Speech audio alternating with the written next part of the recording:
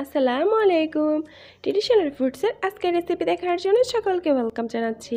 Please আমার চ্যানেলটিকে subscribe করবেন আর পাশে থাকা বেল আইকনটি ক্লিক করে আমার সাথেই থাকবেন। আজকের রেসিপি হলো এগ নুডলস। আশা করছি এই মজাদার রেসিপিটি আপনাদের ভালো লাগবে। তাছাড়া আরও কয়েকটা নুডলসের রেসিপি আমার চ্যানেলে আছে, আপনারা চাইলে দেখে নিতে পারেন। আমি ডিসক্রিপশন বক্সে এর লিঙ্কও দিয়ে রাখবো। চলুন তাহলে এই মজাদার আর খুব ইজি রেসিপিটি আপনাদের সাথে শেয়ার করা যাক। আমি ফার্স্টে এখানে নিয়েছি পেঁয়াজ কুচি, আর নিয়েছি কাঁচামরিচ, আর নিয়েছি এখানে ডিম। আমি এখানে কয়েল প্যাকেট ডিম নিয়েছি, আপনারা চাইলে মুরগির ডিমও ইউজ করতে পারেন। একটি ফ্রাই প্যানে পরিমাণ মতো তেল দিয়ে এর মধ্যে ফার্স্টে আমি পেঁয়াজ কুচিগুলো দিয়ে দিচ্ছি। এখন জাস্ট একটু নেড়ে চেড়ে সফট করে নিচ্ছি।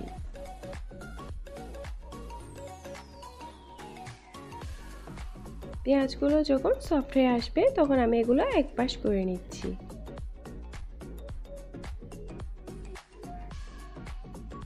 এর মধ্যে এখন ডিমগুলো দিয়ে নিচ্ছি আমি। ডিমটা দেওয়ার পর একটু ওয়েট করতে হবে যাতে করে নিচের পাটটা জাস্ট একটু হালকা শক্ত হয়, এতে করে এগুলো ভালো করে এভাবে করে জোড়া জোড়া করে নেওয়া যায়।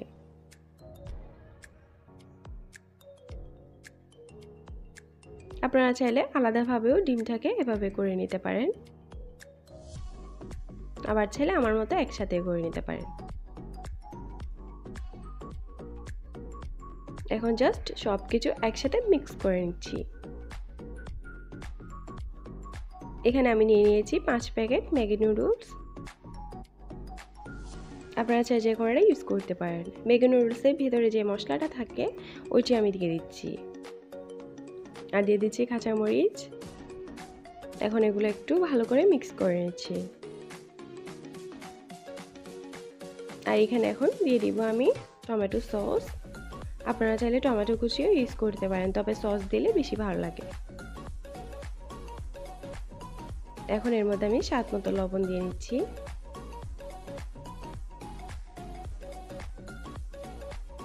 আর নুডলসগুলো আমি আগে থেকেই সিদ্ধ করে রেখেছি।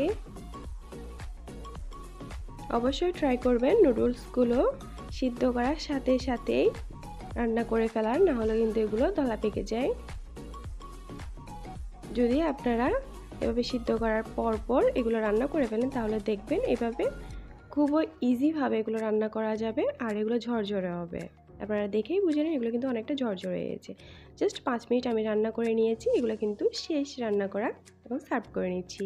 আশা করছি ইজি রেসিপিটি ভালো লেগেছে। ভালো লাগলে প্লিজ আমার চ্যানেলটি সাবস্ক্রাইব করে না থাকলে সাবস্ক্রাইব করে দিবেন, আমার ভিডিওটিকে একটি লাইক দিবেন। আর আপনারা ধৈর্য ধরে এই ভিডিও দেখার জন্য আপনাদেরকে অসংখ্য অসংখ্য ধন্যবাদ। আজকে আমি বিদায় নিচ্ছি। আগামী পর্বে আমন্ত্রণ জানিয়ে আপনারা অনেক বেশি ভালো থাকবেন। আল্লাহ হাফেজ। আসসালামু আলাইকুম।